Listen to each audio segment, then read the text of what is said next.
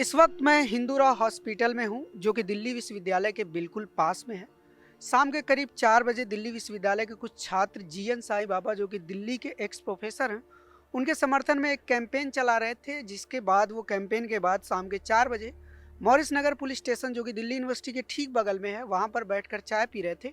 तभी कथित तौर पर एबीवीपी के कुछ लोगों ने उन कैंपेन कर रहे छात्रों पर हमला कर दिया, जिसके बाद से कुछ छात्रों को गंभीर चोटें आई हैं, जिनका इस हॉस्पिटल में इलाज चल रहा है।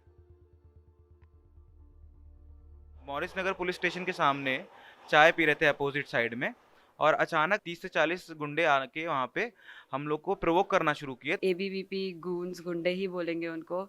उन्होंने आके हमें घेरा and as soon as we saw the threat we thought leaving would be a better option. क्योंकि हम लोग भी वहाँ पे कुछ स्कफल नहीं चाहते थे, हम लोग वहाँ से पीछे थोड़ा हटे कि हम लोग अपना कैंपेनिंग कंटिन्यू करते हैं।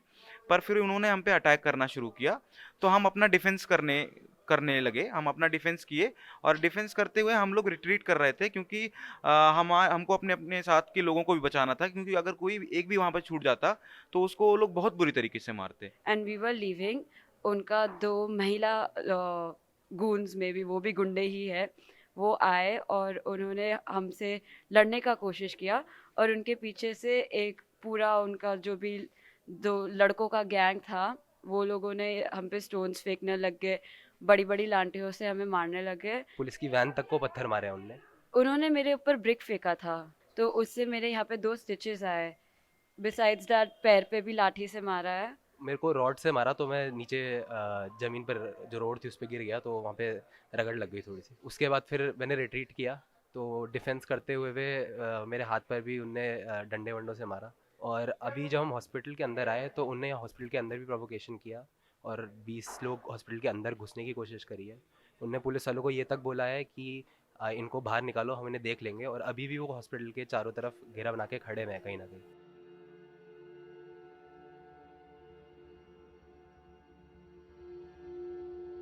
छात्रों का कहना है कि वो अपने एक्स प्रोफेसर के लिए कैंपेन कर रहे थे और ये उनका डेमोक्रेटिक राइट है, लेकिन इस वक्त जो सरकार है वो नहीं चाहती कि कोई भी अपने डेमोक्रेटिक राइट को प्रैक्टिस करे और कैंपस में कोई भी जीएन साईं बाबा के बारे में बात करे, इसलिए उन पर हमला किया गया। 15 स्टूडेंट्स कैंपेन कर रहे थे। प्रोफेसर जीएन साईं बाबा जो दिल्ली यूनिवर्सिटी के इंग्लिश डिपार्टमेंट के प्रोफेसर हैं, उनके लिए अगर हम लोग यहाँ पे कैंपेन नहीं कर सकते तो क्या कर सकते हैं? तो क्या डेमोक्रेसी है यहाँ पे कैंपस के अंदर? प्रोफेसर, इन लोगों ने ये बोलते हुए मारा है कि प्रोफेसर साईं बाबा टेररिस्ट है ना। जो हमारे प्रोफेसर है, हम लोग को पढ़ाते हैं, 90% डिसेबल्ड है, जो सोच सकते हैं, समझ सकते हैं।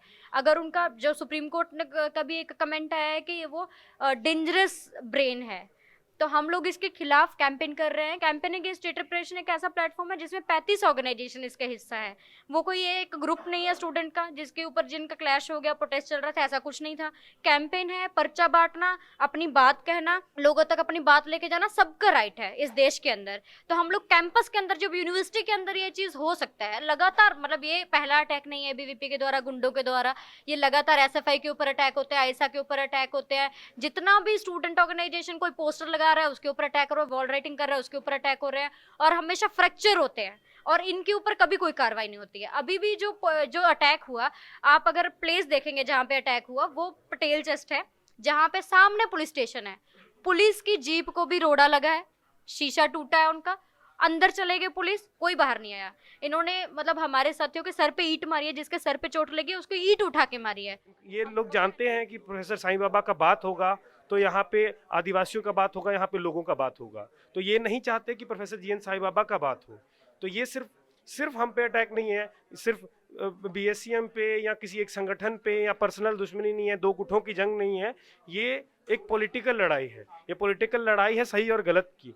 जब जीएन साईं बाबा मर रहे हैं जेल के अंदर, 90% वो डिसेबल्ड हैं, उनको बाहर नहीं निकाला जा रहा है, तब हम अगर उनके लिए आवाज़ उठा रहे हैं तो ये नहीं चाहते कि उनकी आवाज़ उठाई जाए। आप अगर हिटलर का भी काल उठा कर देखते हैं तो स्टॉर्म ट्रूपर्स जैसी एक खास फोर्स बनाई गई ताकि उस समय के यहूदियों को, उस समय के कम्युनिस्टों को, उस समय के जो भी लोग डेमोक्रेसी के लिए आवाज़ उठाने वाले लोग थे, उनको इसी तरीके से अनऑफिशियली मगर पूरी इम्प्यूनिटी के साथ वायलेंस भड़काने का और वायलेंस को पूरी तरीके से कैरी आउट करने का पूरा छूट दिया गया।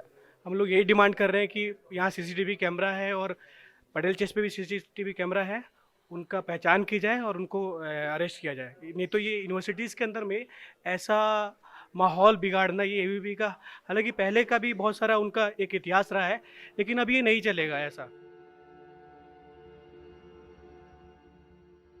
छात्रों का बयान दर्ज करने आई पुलिस से हमने बात की और जानने की कोशिश की कि कितने लोगों को डिटेन किया गया, कितने लोगों को गिरफ्तार किया गया या फिर कितने लोगों पर कार्रवाई हुई है। क्या पुलिस सीसीटीवी फुटेज चेक करके लोगों को चिन्हित कर रही है? ये सारे सवाल हमने पुलिस से पूछे, लेकिन पुलिस द्वारा क्या जवाब मिला वो आप देख लीजिए। अभी तो मैं नाम एड्रेस लिख रहा था इनके, पूछ रहा था क्या हुआ क्या नहीं। अभी ये हिरासत में लिया गया है क्योंकि थाने के सामने हो रहा था, तो थाने की पुलिस तो रही होगी, तो किसी को उस समय उपद्रव करते हुए या मारपीट करते हुए किसी को हिरासत में लिया? लिखे बेटा, स्टेटमेंट लिख ले। सर मैं कुछ पूछ रहा हूँ। भूपेंद्र सिंह जी, इंस्पेक्टर भूपेंद्र सिंह, मैं आपसे कुछ पूछ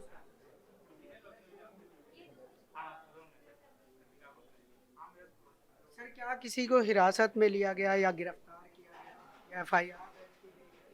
बेटे स्टेटमेंट देंगे, स्टेटमेंट के हिसाब से, MLC के हिसाब से कार्रवाई करेंगे, ठीक है। तो थाने के सामने आप लोग क्या सीसीटीवी फुटेज चेक कर रहे हैं वहाँ? सर थाने के सामने हुआ तो आपको सीसीटीवी फुटेज तो चेक करना वो सब देख लेंगे, इन्वेस्टिगेशन का पार्ट है, वो सब इन्वेस्टिगेशन में आ जाएगा।